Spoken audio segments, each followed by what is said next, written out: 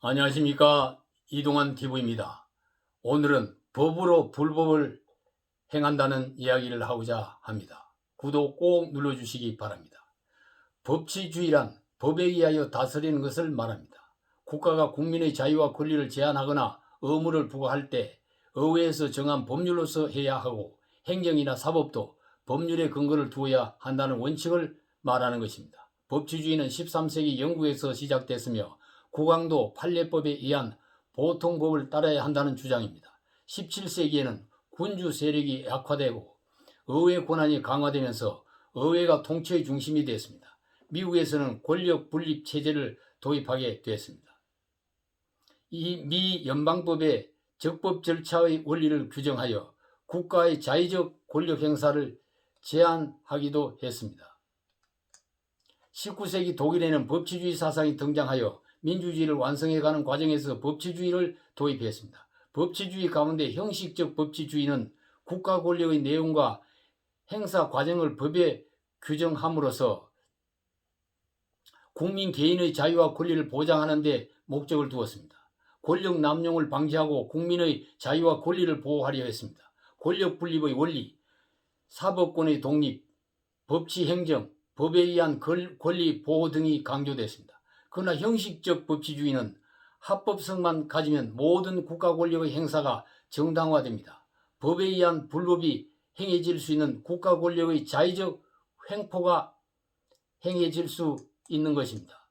실질적 법치주의는 법률의 내용과 목적도 정의에 부합하는 정당한 것이어야 한다는 이념과 주장을 말합니다. 실질적 법치주의는 국민의 자유와 권리를 실현하고 국민의 기본권을 보장하는 것을 우선으로 합니다. 헌법이 추구하는 이념에 부합하는 헌법 합치적 법치주의를 말합니다. 권력 분립 원리에 관해서도 단순히 수평적으로 나누는 것을 넘어 지방자치제도, 직업공무원제도, 정당제도, 헌법재판제도 등 수직적인 권력 분립을 통하여 실질적 법치주의를 달성하겠다는 것입니다.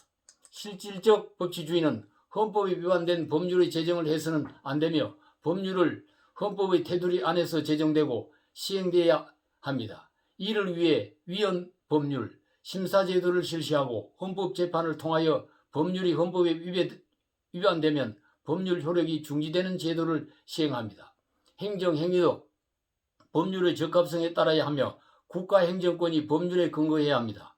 국민의 자유와 권리가 침해를 받았을 때에 법원이 독립된 재판을 할 수 있도록 하는 것입니다. 이를 위해 소급 입법 금지와 일사부재리의 원칙, 이중처벌 금지의 원칙을 정하고 있습니다. 그러나 이 같은 민주주의 완성을 위해 실행되는 법치주의의 이상과 현실의 차이는 격심합니다. 한국의 법치주의가 실종됐다는 소리가 떠돌고 있습니다. 사회 문제와 국정 현안이 헌법과 법률이 정하는 절차에 따라 합리적으로 논의되어 해결되어야 하는 것입니다. 그러나 목적을 앞세우고 힘의 논리로 검증 안 된 여론을 내세우며 밀어붙이기를 하고 있습니다. 법치주의 생명인 절차적 정의는 실종됐습니다. 목적이 정당하면 절차상의 불법은 문제가 되지 않는다는 주장입니다. 헌법 78조에는 대통령은 헌법과 법률이 정하는 바에 의하여 공무원을 임명해야 한다는 규정이 있습니다. 문 대통령은 과학기술통신부 장관과 국토교통부 장관을 임명했습니다. 여자조국이라는 별명이 붙은 임혜숙 장관과 관사 재테크로 수익을 번 노영욱 장관 임명을 강행했습니다. 이제까지 야당이 반대하는 장관급 임명 강행자 수가 31명이나 된다고 합니다. 문 정권이 내세웠던 공직 원천 배제 7대 기준은 사라졌습니다. 국민의 정권에 대한 불만이 높아지고 있습니다. 국민 눈높이에 맞추기가 그렇게 어렵겠습니까?